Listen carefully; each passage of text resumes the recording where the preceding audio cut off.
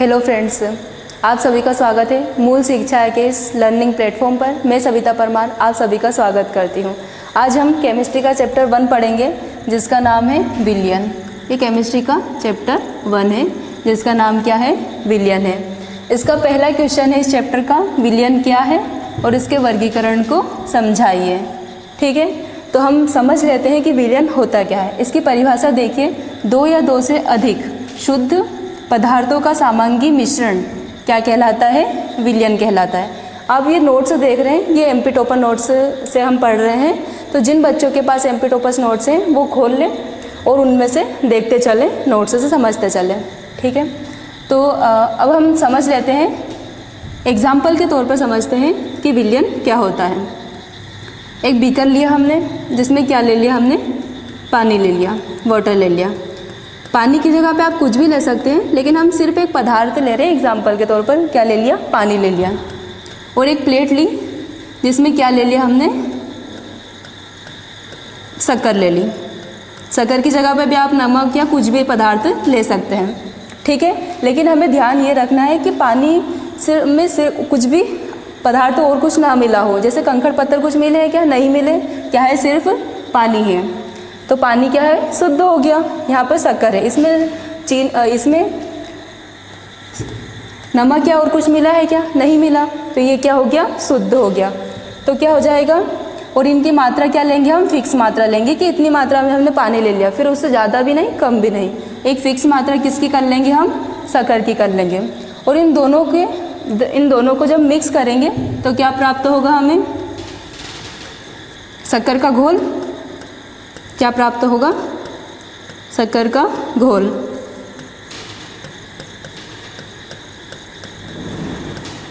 ठीक है, तो जिसकी अधिक मात्रा होती है उसे क्या कहेंगे हम, विलायक कहेंगे।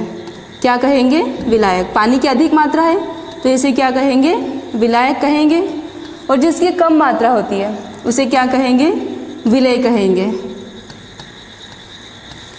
और इन दोनों के, विलायक और विलेय के मिश्रण से क्या प्राप्त होगा हमें, विलयन प्राप्त होगा। ठीक है, आई होप आपको समझ में आया होगा। इसकी एक और परिभाषा है, जिसमें घोला जाता है। पानी में घोल रहे हैं हम शक्कर, जिसमें घोला जाता है उसे क्या कहते हैं, विलायक कहते हैं। और जिसे घोला जाता है, शक्कर को घोल रहे हैं तो जिसे घोला जाता है उसे क्या कहते हैं, विलेय कहते हैं। और इन दोनों के मिश्रण को क्या बोलते हैं, विलयन। ठीक है, अब हम परिभाषा देखते हैं। क्या थी आपकी परिभाषा, दो या दो से अधिक। तो हमने क्या लिया, एक शक्कर लिया और एक क्या ली, पानी लिया। ठीक है, तो दो पदार्थ हो गए हमारे, या फिर इससे अधिक भी ले सकते हैं। दो या दो से अधिक शुद्ध पदार्थ लिए थे हमने, शुद्ध पदार्थों का सामांगी मिश्रण यानी कि एक निश्चित मात्रा में लेना क्या कहलाता है, विलयन कहलाता है। आई होप आपको परिभाषा समझ में आ गई होगी। ठीक है, तो दो या दो से अधिक शुद्ध पदार्थों का सामांगी मिश्रण क्या कहलाता है, विलयन कहलाता है। इसका संगठन कुछ सीमाओं तक परिवर्तित किया जा सकता है, मतलब इनकी मात्रा कम ज़्यादा ली जा सकती है। ठीक है, अब हम इनके वर्गीकरण को समझेंगे। वर्गीकरण, तो विलयन को कितने मुख्यतः दो भागों में बांटा गया है। ठीक है, दो आधार पर बांटा गया है, एक तो विलेय और विलायक की भौतिक अवस्था के आधार पर और एक सांद्रता के आधार पर। ठीक है, तो हम पहला पढ़ेंगे विलेय और विलायक की भौतिक अवस्था के आधार पर विलयन कितने प्रकार से बांटे गए हैं, 9 प्रकार से बांटे गए हैं। देखते हैं हम वो। तीन आपको ध्यान रखना है कि 3 गैसीय विलयन होंगे आपके, 3 होंगे द्रव विलयन और 3 ही होंगे आपके ठोस विलयन। इधर भी आपको ये विलयन का प्रकार है, फिर विलेय लेना है, विलायक और उदाहरण एग्जाम्पल देंगे हम। तो विलायक में भी आपको 3 गैस, 3 द्रव और 3 क्या लेने हैं, ठोस लेने हैं। इधर एक गैस द्रव ठोस, गैस द्रव ठोस, गैस द्रव ठोस, इस प्रकार से ये सारणी बना लेनी है आपको। ये आपको वैकल्पिक क्वेश्चन में आप मतलब एग्जाम में वैकल्पिक एक क्वेश्चन आपका यहीं से बनेगा। ठीक है, तो हम पहला समझते हैं गैस का उदाहरण। तो आपने देखा होगा हाइड्रोजन और ऑक्सीजन का मिश्रण या फिर बहुत सारी गैसों का मिश्रण, तो क्या है, वायु और गैसों का मिश्रण हो जाएगा गैस का उदाहरण। दूसरा देखिए द्रव और गैस का मिश्रण, तो विलेय क्या है, द्रव यानी कि कम मात्रा, विलायक क्या है, गैस गैस की अधिक मात्रा। तो आपने देखा होगा ठंड के दिनों में कोहरा होता है, उसमें कुछ जलवाष्प रहती है, तो क्या हो जाएगा, वायु में जलवाष्प। अब हमें क्या लेना है, ठोस और गैस का एग्जाम्पल, कपूर सभी जानते हैं ये तो। गैस और द्रव का क्या हो जाएगा, सोडा वाटर।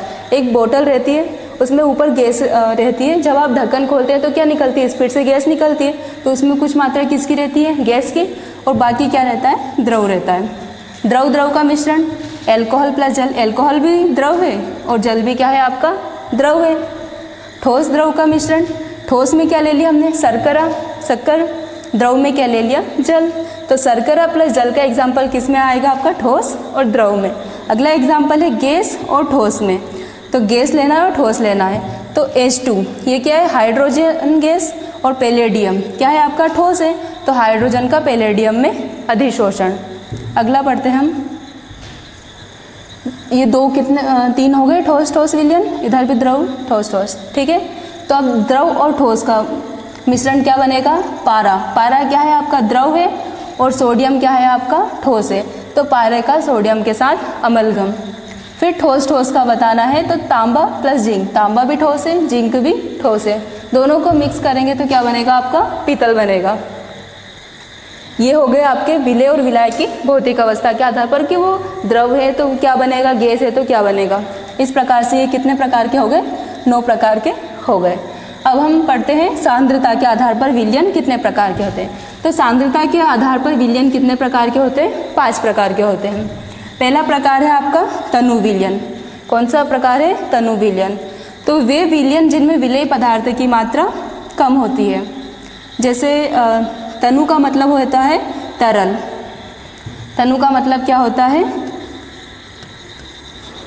तरल। तो हमने एक बीकर लिया, एग्जाम्पल से समझते हैं, उसमें वापस से पानी ले लिया, ठीक है, क्या ले लिया हमने, पानी, और इसमें कुछ मात्रा किसकी मिला दी हमने, शक्कर की मिला दी। शक्कर की मात्रा क्या लेना है, कम लेना है, और इनको एक चम्मच या कांच की छड़ द्वारा मिक्स कर दिया।